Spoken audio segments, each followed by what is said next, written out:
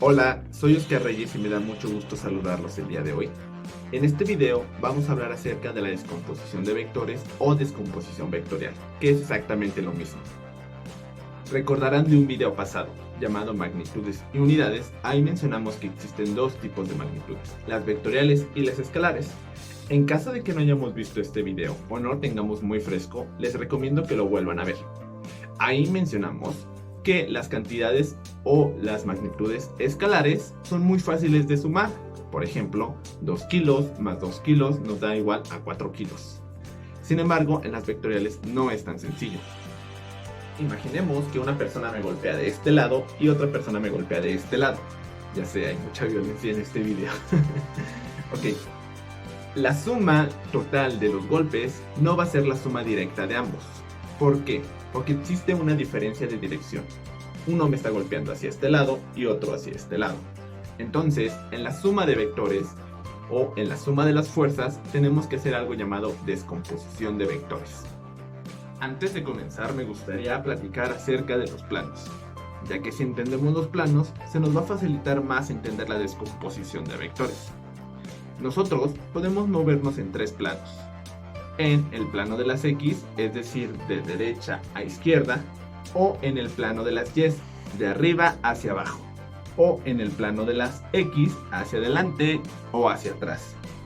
Cuando estamos comenzando a aprender el tema de descomposición de vectores, lo más conveniente o lo más recomendable es comenzar nada más con dos planos, con el plano de las Y y con el plano de las X, es decir, dos planos. Imaginemos que yo quiero representar una magnitud vectorial, por ejemplo un golpe o una fuerza. Yo lo puedo representar, ya dijimos en videos pasados, mediante una flecha, un vector de este estilo. Con lo que acabamos de decir, este vector se encuentra en dos planos. En el plano de las X, porque puede moverse en estas direcciones. En el plano de las Y, porque puede ir de arriba a abajo, pero no se encuentra en el plano Z, porque no se puede mover hacia adelante o hacia atrás. Se encuentra en dos dimensiones en este pequeño pizarrón. Este vector yo lo puedo acomodar o lo puedo representar en algo llamado plano cartesiano. Un plano cartesiano prácticamente es una cruz, y en esta cruz todo lo que caiga dentro de este lado va a tener valores positivos, mientras que si cae o se mueve hacia este lado tendrá valores negativos. Lo mismo si vamos hacia abajo, mientras que si vamos hacia arriba tendrá valores positivos. Este plano cartesiano, como pueden ver, se encuentra dividido en 4 cuadros o cuadrantes. Este es el cuadrante número 1. Este es el cuadrante número 2. Este es el cuadrante número 3. Y finalmente el cuadrante número 4. Los vectores que nosotros representamos dentro de un plano cartesiano pueden iniciar en cualquier parte o ubicación de nuestro plano. Lo más recomendable, y sobre todo al principio cuando estamos aprendiendo, es que inicien aquí, en este punto llamado origen. Este plano cartesiano, como pudieron apreciar, yo lo dibujé a pulso. Lo más recomendable es que se dibuje con reglas para que las líneas salgan más derechas o rectas. Y sobre todo, los intervalos tengan una mayor precisión o exactitud. Entonces, repito, un vector así tiene dos dimensiones. Si tiene dos dimensiones, por lo tanto, solo va a tener dos componentes. Una componente en el lado de las X y una componente en el lado de las Y. Los vectores generalmente van a tener coordenadas ya preestablecidas en los problemas. Por ejemplo, este de aquí tiene una coordenada 3,2. 3, que se pone al principio, vienen del lado de las X. Es decir, si hiciéramos una línea punteada que fuera una proyección hacia abajo, nos daríamos cuenta que va a caer dentro de este lado o con el valor de 3. Mientras que si hacemos una línea hacia este lado, hacia el lado de las Y, caeríamos aquí en el valor de 2. Es por eso que tiene de coordenadas 3,2. Imaginemos otro vector de fuerza que sale de aquí hacia acá. que nosotros queremos conocer sus componentes, las componentes de este vector. Pues tenemos que hacer lo mismo, hacemos una proyección hacia el eje de las y y una proyección hacia el eje de las x. Vamos a abrir los paréntesis y acuérdense que los paréntesis al principio vamos a poner el valor que se encuentra en x. En este caso es menos 3, mientras que en y también es menos 3. Y esas serían las coordenadas y también al mismo tiempo las componentes. Los problemas que nos pueden causar algo de dificultad es cuando no nos dan las coordenadas y en vez de las coordenadas nos dan una magnitud y un ángulo. En este ejemplo nos están dando una fuerza de 5 newtons y tenemos que conocer sus componentes. Nosotros podemos hacer una proyección hacia el eje de las x y hacia el eje de las y, como lo hicimos hace rato. Sin embargo, aquí a ciencia cierta no sabemos cuánto va a valer x y cuánto va a valer y. En este ejemplo tenemos que usar nuestros conocimientos de trigonometría, específicamente las funciones trigonométricas. Aquí, como se pueden dar cuenta, formamos un cuadrado. Este lado es idéntico a este lado. Este lado es igual a este lado.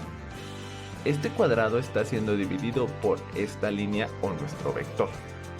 Y este vector está generando dos triángulos, este de aquí y este de acá. Usemos nuestra inteligencia espacial y este triángulo saquémoslo hacia acá. Y aquí obtenemos un triángulo donde tenemos que hacer memoria a nuestras funciones trigonométricas que estoy proyectando en este video. Podemos usar cualquiera de las tres: coseno, seno o tangente. Lo importante aquí es identificar cuál es la hipotenusa, cuál es el cateto opuesto y cuál es el cateto adyacente. Una vez que ya sacamos nuestro triángulo aquí con nuestro ángulo conocido aquí, tenemos que acordarnos que el lado más largo siempre va a ser la hipotenusa. El lado que se encuentra enfrente de nuestro ángulo vendría siendo nuestro cateto opuesto. Y el que se encuentra pegado a nuestro ángulo es el cateto adyacente. En el caso que no hubiéramos elegido este ángulo, hubiéramos elegido el ángulo de acá, entonces la hipotenusa siempre sigue siendo el lado más largo. Entonces, en este caso, como el ángulo está pegado aquí, este ya no sería el opuesto, este sería el adyacente. Y el que se encuentra enfrente, el cateto opuesto. Imaginemos el siguiente problema. Habíamos dicho que yo tenía un vector o una fuerza de 5 newtons. En este caso, tiene un ángulo de 30 grados. Yo quiero saber o conocer las componentes en el eje de las y y en el eje de las x de este vector de 5 newtons. Recordarán que si sacamos un triángulo, el que se encuentra enfrente es el cateto opuesto o la componente en y. El que se encuentra pegado al ángulo es el cateto adyacente o la componente en el eje de las x. Según la fórmula de seno del ángulo es igual a cateto opuesto sobre nuestra hipotenusa, en este caso 5 newtons. Entonces aquí lo único que tenemos que hacer es despejar nuestra componente en y. Si este de aquí está dividiendo, pasa al otro lado multiplicando. Y así tal cual es como lo vamos a poner en nuestra calculadora. En las calculadoras científicas, la función de seno es esta de aquí. Y lo ponemos así tal cual y nos sale 2.5. Este 2.5 es nuestra componente en y. Y debe llevar, por lo tanto, unidad de newtons, porque es una fuerza.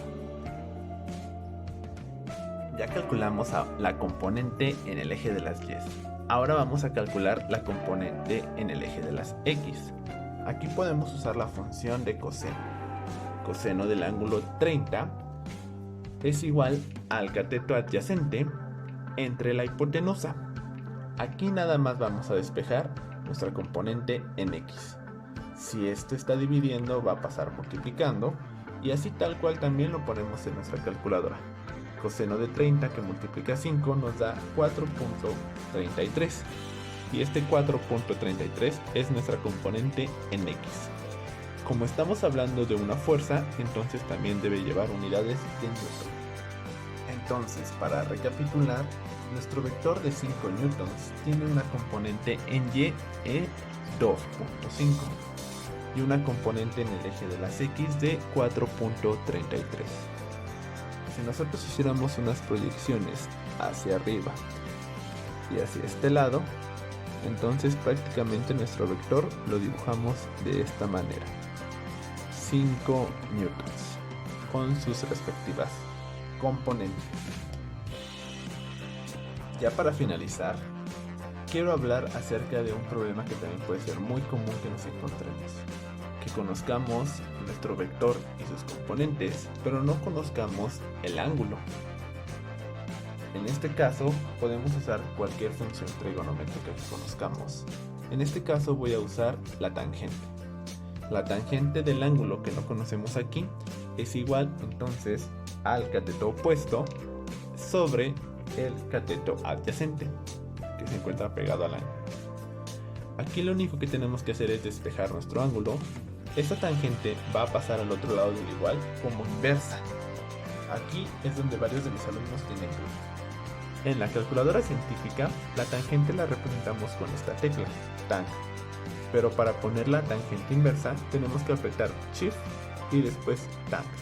Y ahí nos da la función trigonométrica inversa. Entonces ya nada más ponemos 2.5 entre 4.33 y le damos igual y nos va a salir 30 aproximadamente. Ahí nos salen varios decimales porque acuérdense que el punto 33 también tiene más decimales que ya no tomamos en consideración. Este 30, como es un ángulo, por lo tanto debe llevar unidad de grados. Este tema es muy sencillo, como puedes ver. Sin embargo, considero que a lo mejor se puede volver un poquito complejo, sobre todo en la parte de las funciones trigonométricas. Entonces mi recomendación es que hagas varios ejercicios o regreses el video en esa parte donde te pudo haber surgido la duda y lo veas varias veces. Y espero que ya con esto ya no tengas tantas dudas después de ver el video.